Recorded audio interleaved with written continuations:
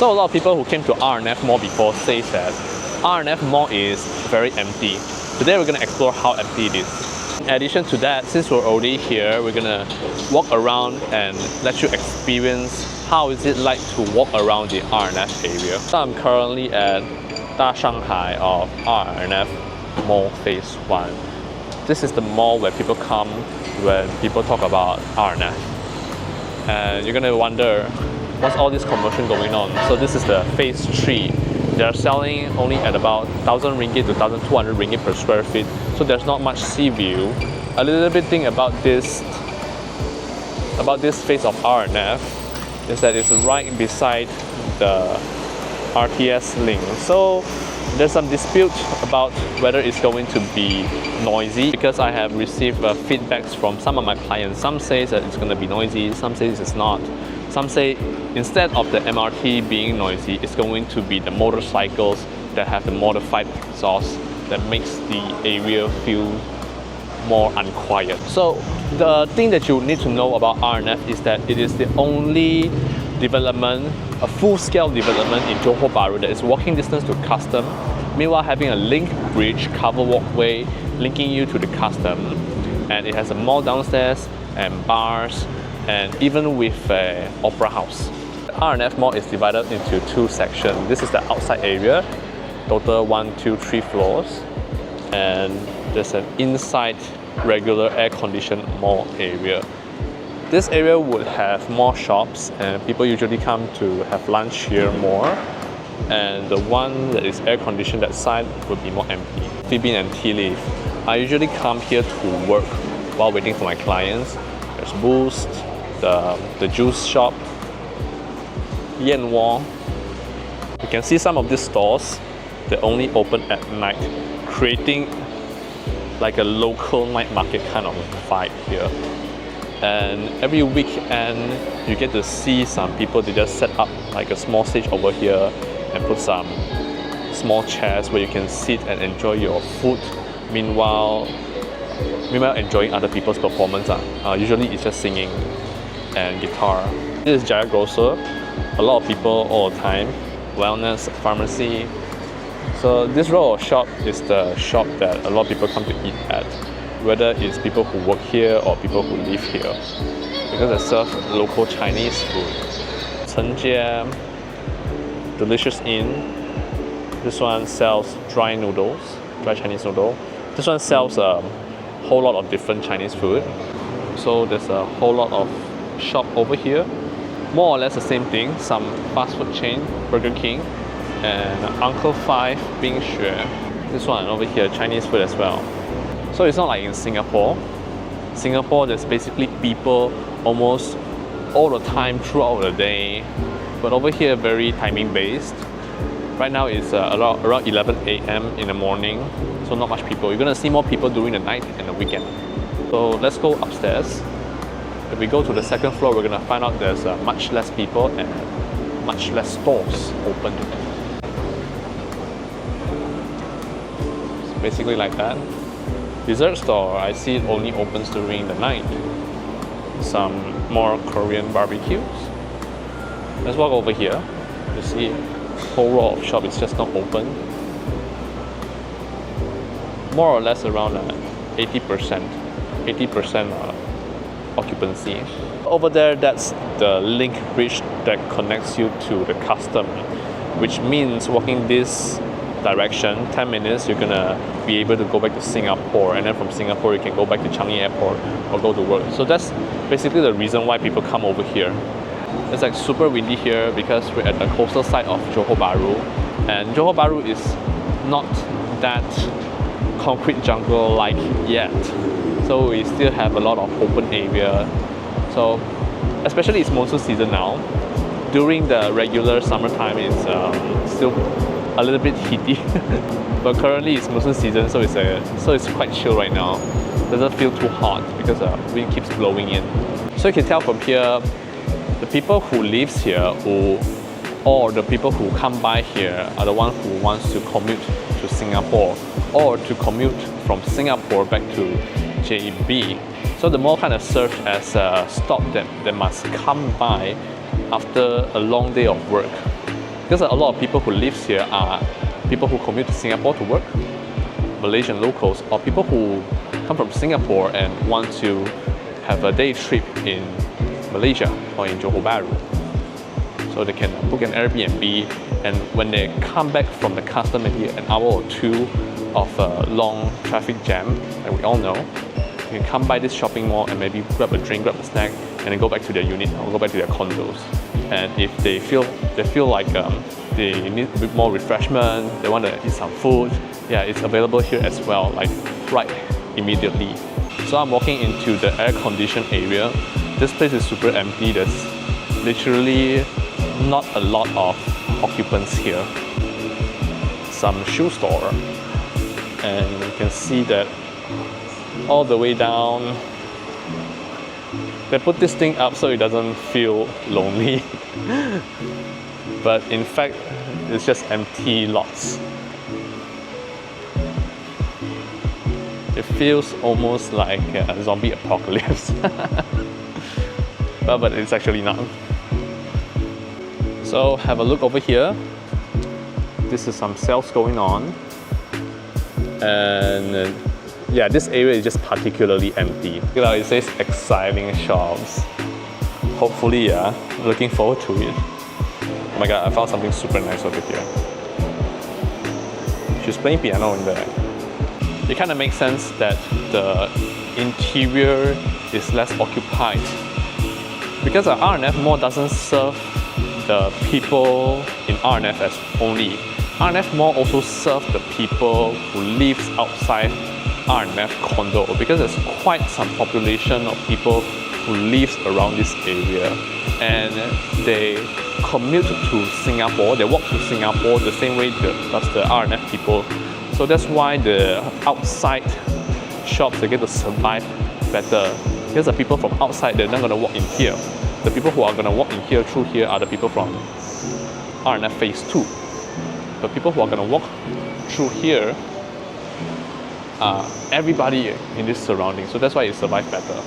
Okay, so right now we're going to walk outside of R&F. We're hot out here. I mean, great weather, but it's kind of hot. So just for your knowledge, R&F is a whole development.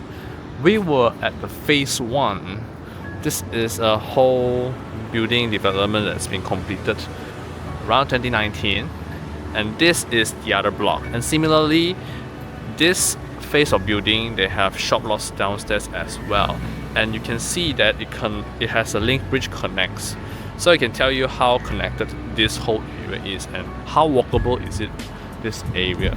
So to let you have a better view, this is Phase 1. Phase 1 has a total about, if I'm not wrong, if I remember correctly, it's around 10 to 11 blocks.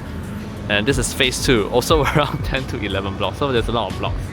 And the custom walkway is at the opposite tip of this whole building area. Okay, so right now we're at the the other tip of this area. That's a link bridge.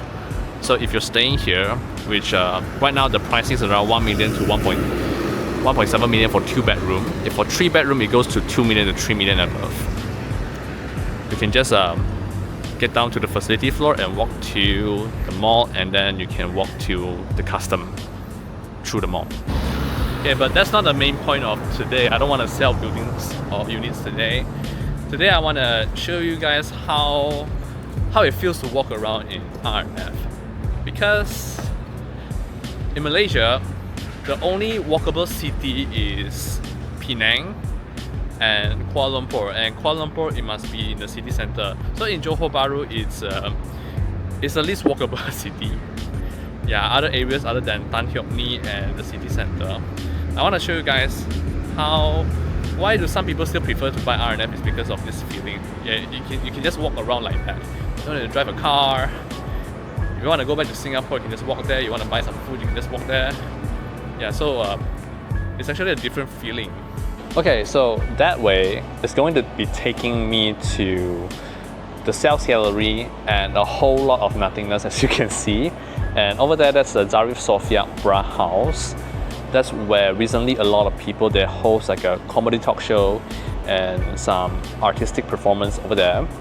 and there's gonna be some bars down there that only opens at night. But for today, I'm gonna take you guys to that direction and walk around there, the phase 2 block, have a look at the shop lots, and go to the seafront. Right now we're walking over to there. There's not much over there, but I still wanna walk over there. Yes. As you can see, there's quite a lot of people with luggages checking in and checking out of the Airbnb here.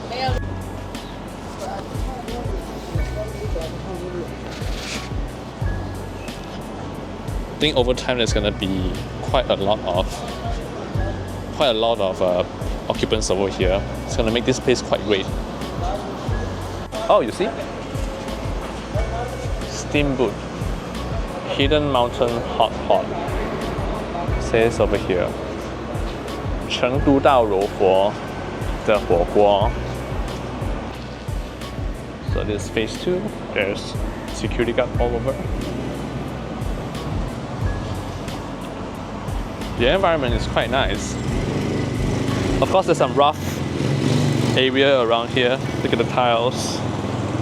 Doesn't look that great, but the overall, in a sense, is quite relaxing. Oops, check it out. We can see Singapore from here already. Gonna walk down there. Oh wow, what do we have here? After a whole lot of nothingness, we're seeing something here. Oh, mostly they are renovation companies. Yeah, because there's a whole lot of units up there and people are starting to move in. Check it out, hair studio and mart. Most likely to serve the Airbnb tenants. A lot of things going on here.